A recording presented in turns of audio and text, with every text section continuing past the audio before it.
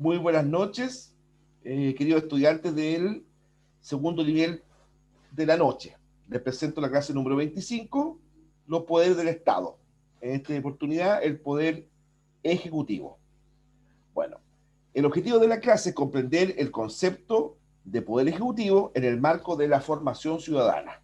¿Ya? En clase sucesiva, nosotros vamos a pasar los tres poderes del Estado. En esta oportunidad, el poder ejecutivo. Vamos a ver sus atribuciones, quiénes lo componen, ¿verdad? Cuáles son las características del poder ejecutivo, sobre todo en Chile, que obviamente es lo que más nos interesa. Bueno, en primer lugar hay que decir que el poder ejecutivo es una de las tres facultades y funciones primordiales del Estado. Se distingue así del poder legislativo, que aprueba o deroga leyes, y del poder judicial, que las interpreta, hace respaldar o las invalida. ¿Ya? O sea, desde la visión clásica surgida en la Ilustración en adelante, ¿ya? Que se ha instalado y no se ve que a corto plazo eso pudiera cambiar, ¿no es cierto? Que un Estado democrático, cuya soberanía reside en la gente, consta de tres poderes, autónomos e independientes entre sí. El poder ejecutivo, que gobierna y administra el Estado, el poder legislativo, que genera, aprueba las leyes, y el poder judicial, que imparte justicia conforme a la Constitución y las leyes. ¿Ya? Eso es como la definición clásica de los poderes del Estado. Bueno, el poder ejecutivo, ¿verdad? Precisamente es aquel que tiene como atribución, en el fondo, hacer que el Estado cumpla con sus sistemas, con su método, con su objetivo. ¿Ya? Piensen ustedes que el Estado en sí mismo es una entidad abstracta. Es el poder ejecutivo, que coloquialmente nosotros le llamamos el gobierno, ¿verdad? Es quien hace que el Estado funcione. O, dicho de otra forma, que tiene por mandato constitucional que el Estado funcione. Ya, características propias del Poder Ejecutivo. Por ejemplo, es el responsable de la gestión diaria del Estado. Si bien es cierto, el derecho actual reconoce la responsabilidad jurídica del Estado. De hecho, por ejemplo, uno podría presentar una demanda contra el Estado. El que responde desde el punto de vista político y administrativo es el gobierno, ¿ya? Porque el Estado es más bien un ente un poco más abstracto, más genérico. El gobierno, ¿cierto?, es el que responde y es responsable de la gestión estatal. En segundo lugar, concibe y ejecuta políticas y leyes que tienen que ser aplicadas. Al poder del Estado, que le corresponde diseñar una política y llevarla a cabo, lo mismo que, por ejemplo, presentar proyectos de ley a consideración del Congreso o Parlamento, es el gobierno. En el sistema nuestro, el sistema presidencial chileno, el presidente de la República y sus ministros son colegisladores. Estados Unidos, por ejemplo, siendo un parangón de inmediato, no es así. El presidente de la República de allá no tiene ninguna autoridad ni atribución legislativa. En el caso de Chile sí que la tiene. Y de hecho, la mayor parte de las leyes en Chile son de origen presidencial más que de origen del Congreso. ¿Ya? Representa a la nación en sus relaciones diplomáticas. El Poder Ejecutivo tiene también como misión diseñar, llevar a cabo, implementar, priorizar todo lo que tiene que ver con la política internacional del Estado de Chile. Que decide en un momento dado, por ejemplo, si Chile entabla o rompe relaciones diplomáticas con otro país, es el presidente de la República a través del Poder Ejecutivo. Sostiene las Fuerzas Armadas. De hecho, por constitución, el presidente de la República es al mismo tiempo generalísimo de las Fuerzas Armadas. Incluso fíjense que antiguamente el presidente de la República podía tener incluso mando militar dentro de un conflicto armado. Tenía esa facultad constitucional. Obviamente, por un tema de preparación, ¿no es cierto?, de formación, el presidente generalmente es un civil, delega eso a los comandantes en jefe de las Fuerzas Armadas. Pero el generalísimo de las Fuerzas de Mar y Tierra es el presidente de la República. En ocasiones aconseja con respecto a la legislación, generalmente por los mensajes presidenciales que son sometidos a consideración del Congreso. En los estados democráticos, el Poder Ejecutivo está considerado como administrador y ejecutor de la voluntad popular a la cual representa y de la cual debe ser su más firme garante. ¿Ya? Entonces, aquí hay dos principios que necesariamente tienen que ir de la mano. Uno, el presidente de la República, ¿verdad?, emana su poder del voto popular. Por lo tanto, ¿no es cierto?, debe representar el sentir, el interés, la necesidad, ¿verdad?, de la gente, porque para eso se eligió. Ya. Pero por otra parte, el pueblo que elige a un mandatario, delega en el mandatario una autoridad legítima. Por lo tanto, ¿verdad? En una democracia no es válido constantemente estar cuestionando la autoridad legítima del presidente de la República. Distinto en el caso de una dictadura, en donde la autoridad es ilegítima en su origen. Ahora, también puede ocurrir, ¿verdad?, que si un presidente de la República incurre en alguna violación a la Constitución o a las leyes, existen los mecanismos democráticos para incluso pierda su cargo, como ha ocurrido en Chile nunca, pero en otros países sí. Tengo recuerdo de Brasil, tengo recuerdo de Estados Unidos en un momento dado, Richard Nixon, me acuerdo, Collor de Mello en Brasil, que siendo culpables de delitos o faltas gravísimas, tuvieron que dejar el poder.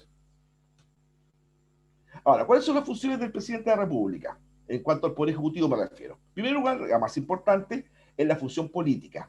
Tiene por objeto dirigir al conjunto de la sociedad por el camino que permita satisfacer en mejor forma sus fines específicos, tomando decisiones ante situaciones nuevas que no están reguladas por la ley, como por ejemplo nombrar ministro de Estado, ¿ya? El nombrar un ministro de Estado, a los intendentes regionales, los gobernadores provinciales, por ejemplo, los seremis, todas esas autoridades son de exclusiva confianza del presidente de la República. No tienen que contar ni con la aprobación del Poder Ejecutivo, del Poder Legislativo, ni con la aprobación del Poder Judicial. Es atribución del presidente de la República. Todos esos funcionarios que nombré duran en el cargo, ¿ya?, mientras les dure la confianza del presidente de la República. Fíjense que por ley el presidente ni siquiera tendría que darle la razón a un ministro para sacarlo del gabinete, por ejemplo. Por razones obvias de respeto, de confianza, incluso hasta de amistad, si usted quiere, se me ocurre que sí, se le da la razón, digamos, porque un ministro deja de ser tal.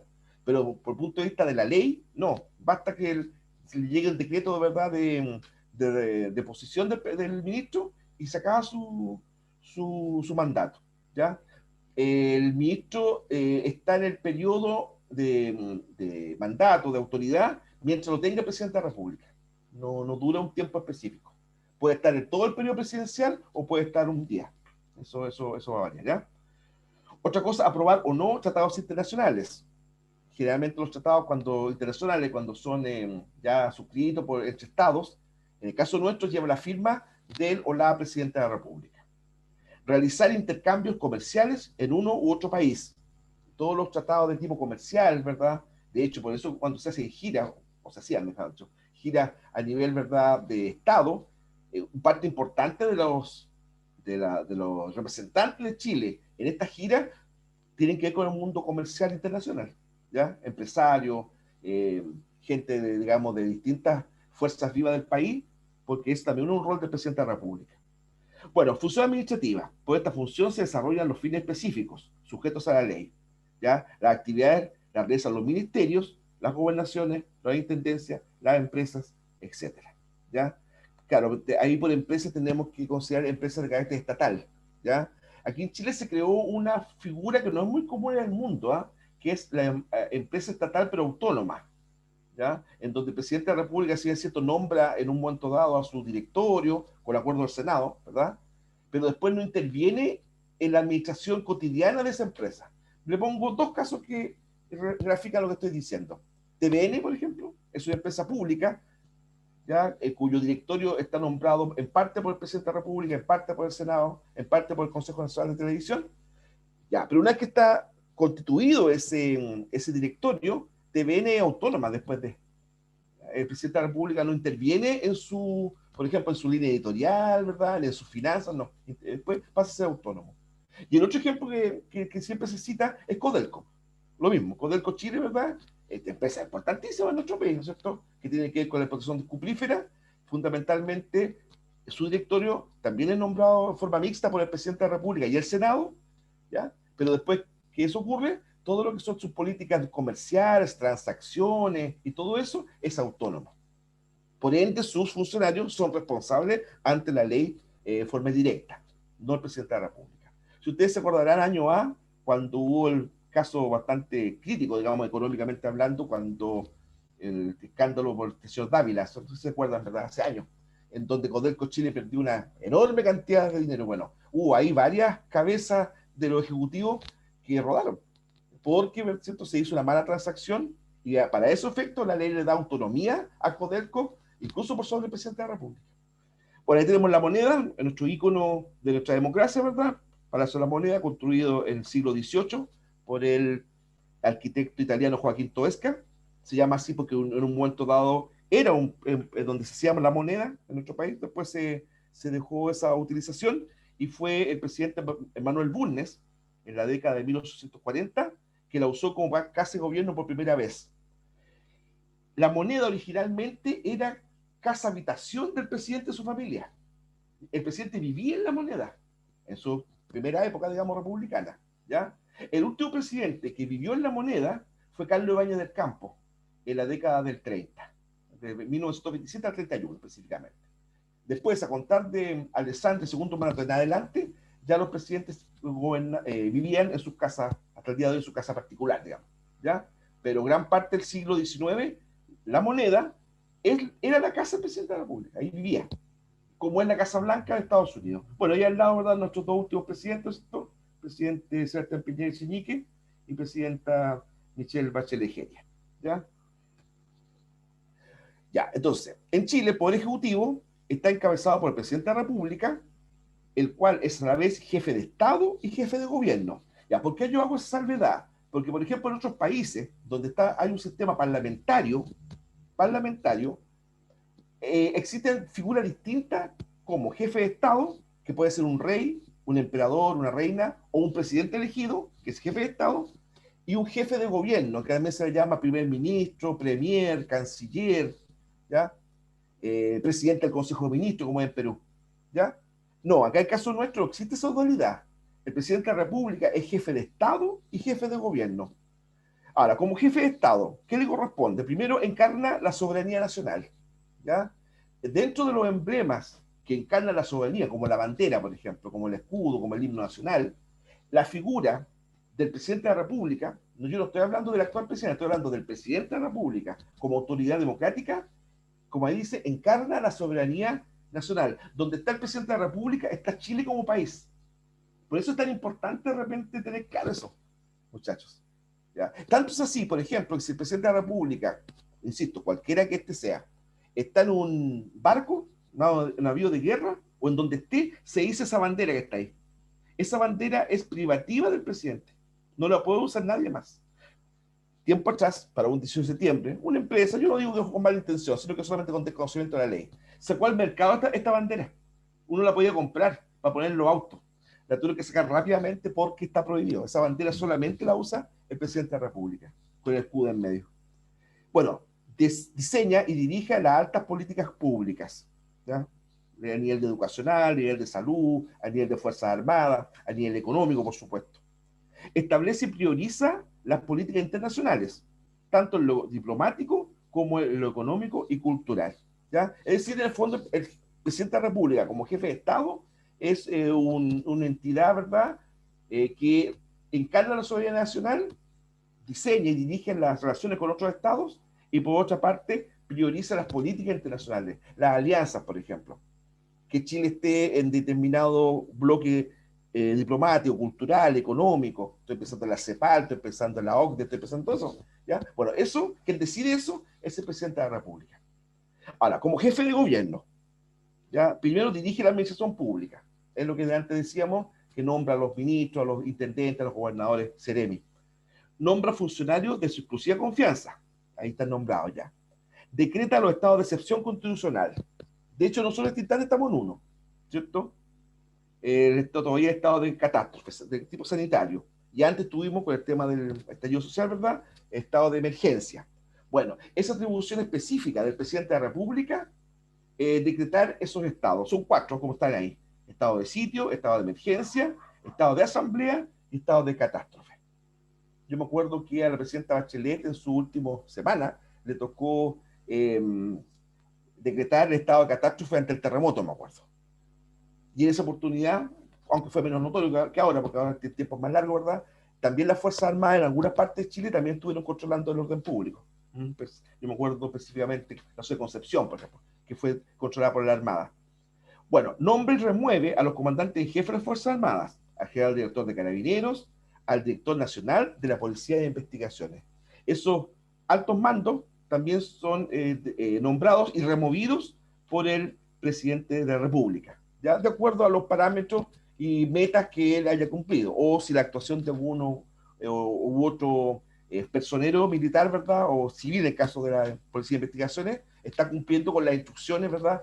Que le ha dado o no. ¿Mm? Hoy día se ha cuestionado mucho, por ejemplo, la presencia del general director de Carabineros, por ejemplo. Muchos personeros de oposición piden su salida.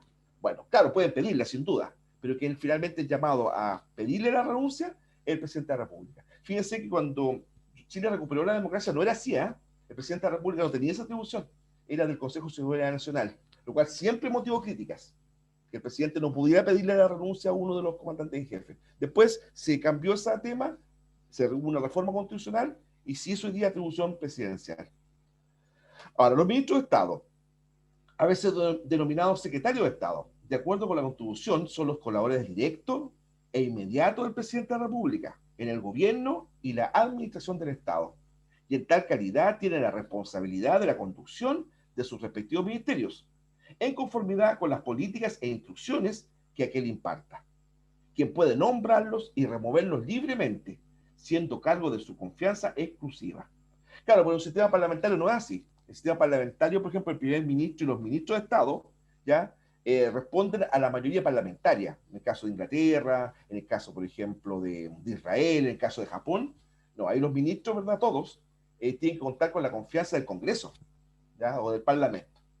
Si el primer ministro, su partido, pierde, por ejemplo, la mayoría parlamentaria, Partido Conservador, por ejemplo, en Inglaterra, ¿ya? El ministro tiene que dimitir. Ahora, ¿cuál es lo bueno de eso? Que siempre el gobierno va a tener las mayorías adecuadas para poder gobernar. Eso es lo bueno. ¿Cuál es lo malo? Que como pasado en el tiempo petito, ¿verdad? Hubo primeros ministros que se han eternizado en el poder. A ver, me acuerdo por historia, no porque yo lo haya visto por si acaso. Winston Churchill, por ejemplo, Benjamin Disraeli, Gladstone y famosos primeros ministros ingleses que duraron entre 15 a 20 años en el cargo, por ejemplo. En Alemania, la ministra Angela Merkel, ¿no es cierto?, lleva hartos periodos. ¿Por qué sigue siendo primer ministro?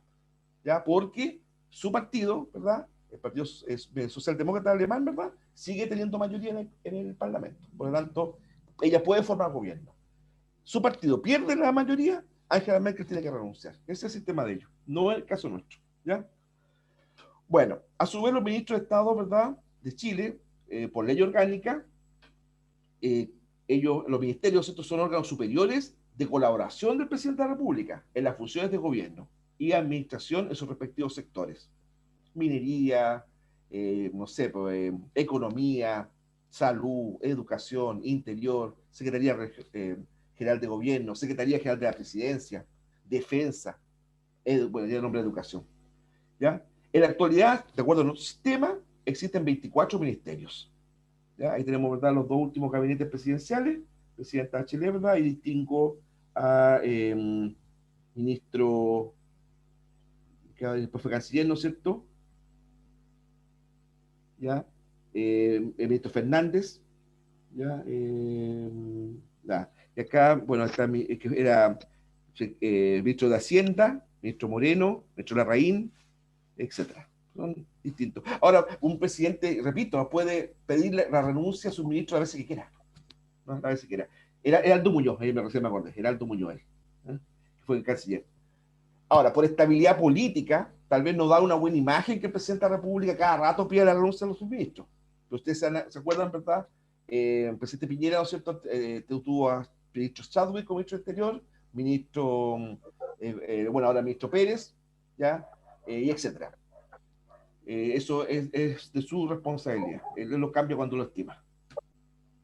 Bueno, ahí tenemos, ¿verdad?, distintos ministerios, ¿cierto? Ministerio de Cultura, puse ahí un logo, Ministerio de Defensa, y hay un listado bastante completo para que ustedes lo tengan a mano de los ministerios en Chile, ¿ya? Ordenados de importancia política en adelante, ¿cierto? Ministerio del Interior, de Hacienda, Economía, Agricultura, Bienes Nacionales, Cultura y Artes, Obras Públicas, Defensa, Desarrollo Social, Educación, Justicia, Medio Ambiente, Minería, Transporte, Telecomunicaciones, Relaciones Exteriores, Salud, Secretaría General de Gobierno, Secretaría General de la Presidencia, Ministerio Nacional de la Mujer, Ministerio del Trabajo, Previsión Social, Ministerio de Vivienda y Organismo. Ha habido propuestas, algunas bastante serias, bastante interesantes. De repente, por ejemplo, que son muchos ministros. Entonces, reunir ministerios afines.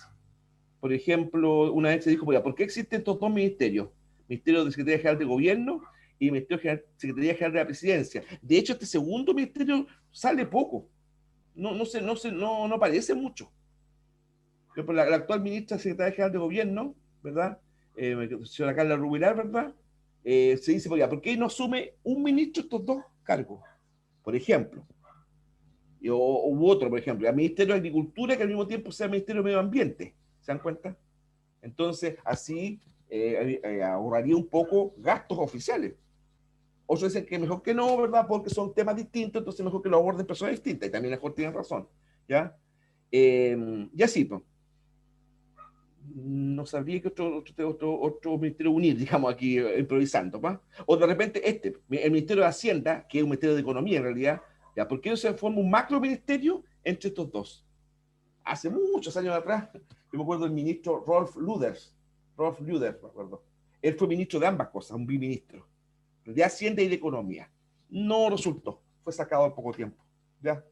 Bueno, eso es un poquito la visión de todos los ministerios que en este momento funcionan en nuestro país y que son parte del Poder Ejecutivo. Bueno, les dejamos, ¿verdad?, estos 4 links, ¿verdad?, que tienen que ver con todos los subtemas de esta clase, de esta exposición del Power, y por supuesto esperamos que les sean amenos, ¿verdad?, que les sirvan para complementar la materia que yo modestamente les puedo explicar, ¿ya?